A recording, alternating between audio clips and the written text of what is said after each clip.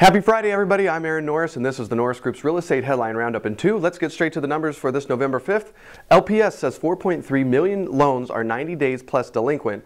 Mortgage delinquency rates sit at 9.27%, and for the foreclosure rate, it stands at 3.84% of all mortgages. The timelines for foreclosure, as you may have guessed, are up in both judicial and non-judicial states alike. The U.S. Bureau of Labor Statistics reports that home ownership reaches 66.9%, which is the lowest since 1999. And the central bank also voted to keep the benchmark Fed funds rate at 0 to 0.25%. Freddie Mac also releases some really bad data this week. $4.1 billion in losses for July through September quarter.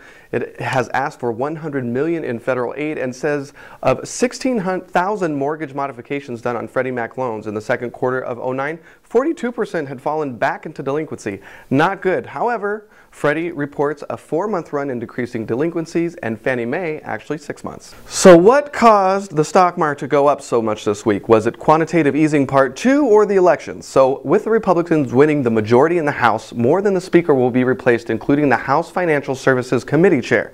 The Feds also rolled out what's known as the quantitative easing part 2, or the Bernanke put.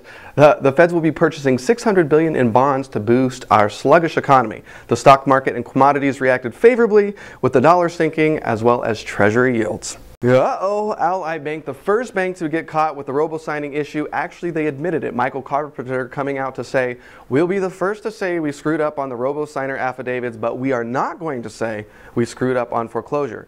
Then he goes on to cite the average home they foreclose on has a delinquent borrower in the home for an average of 15 months. Attorney generals nationwide continue their review of banks despite post-election change-up in some of the attorney general's offices.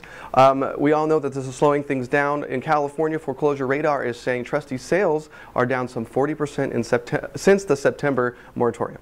And that's not all banks have to worry about. The Securities and Exchange Commission is putting mortgage lenders on alert, stating banks must foreclose potential losses from foreclosure paperwork defects and loans they may be forced to buy back from investors. Banks are now looking at increased costs because of recent regulation, as well as foreclosure moratoria and legal battles. Holy cow, how long is this going to take? Hopefully not too long. Also, lots of economists chiming in, including Robert Shiller and Mark Zandi, about home prices sliding even further. Is it due to foreclosure gate? They say it's a big culprit, undermining trust and confidence in the system, but also the fact that the first-time homebuyer credit has ended this year. Shiller actually tells Fitch that there is still a 50-50% chance that we'll slip back into recession. As of this week, the Keep Your Home California program is going to have to be suspended until they can get more organized. This program is $1.83 billion of government aid program. It's $870 million towards unemployed California, helping them to make their payments, and $790 million to go directly to reduce mortgage loan balances. The program has grown substantially since it was originally created to include a lot more than they originally planned. For updated information on this, you can check out keepyourhomecalifornia.org.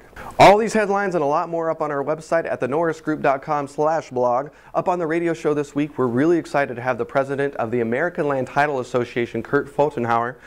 Bruce interviews him and talks about the robo-signing issues and issues with title. Really great listen. I actually posted it a little bit early, so you don't have to wait till Saturday.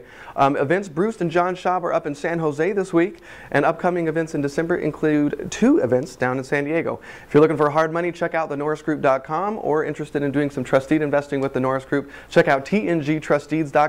Have a great weekend, and we'll see you next week.